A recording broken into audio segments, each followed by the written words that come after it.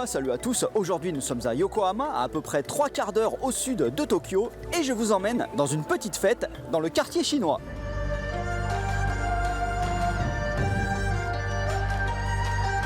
Alors, le Chinatown de Yokohama, c'est un quartier que j'adore car les décorations sont magnifiques.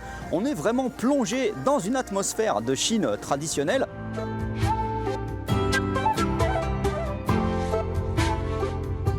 Me voici près de la scène. Alors là, il y a des spectacles en cours parce qu'il y a 2 sessions des mêmes spectacles. Mais moi, j'ai filmé la première session parce que là, il va bientôt faire nuit. Alors ça a commencé avec un spectacle de lion traditionnel qui sautait dans tous les sens et qui pendant 10 minutes a joué avec un petit tonneau de saké.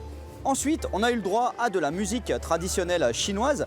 Et enfin un personnage extraordinaire est apparu avec 2 longues plumes de paon sur la tête. Et lui il faisait des trucs de fou, hein. Il a commencé par danser avec des parapluies. Et ensuite je sais pas comment il faisait mais en un clin d'œil, il était capable de changer de masque et donc il passait en 1 seconde d'une tête blanche à une tête jaune à une tête verte. C'était bluffant.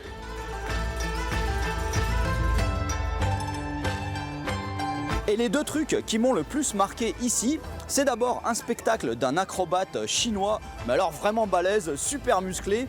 Il a empilé plein de chaises sur une base de 4 grosses bouteilles.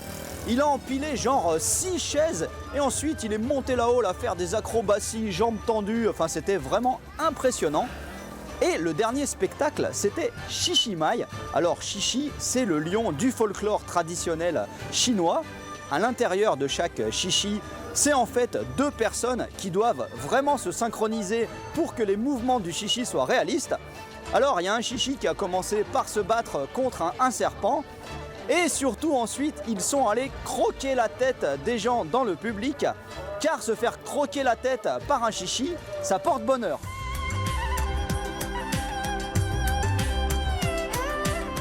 La plupart des gens qui viennent ici viennent également pour manger, donc moi aussi. Et l'une des grandes spécialités, ce sont les nikuman, des brioches vapeur fourrées à la viande. Sauf que moi j'ai pris des versions ultra kawaii, regardez-moi ça. À gauche, un cochon, c'est normal, c'est l'année du cochon dans le calendrier chinois et il est fourré évidemment à la viande de porc. Et à droite, un panda fourré au chocolat et à la crème custard, crème anglaise.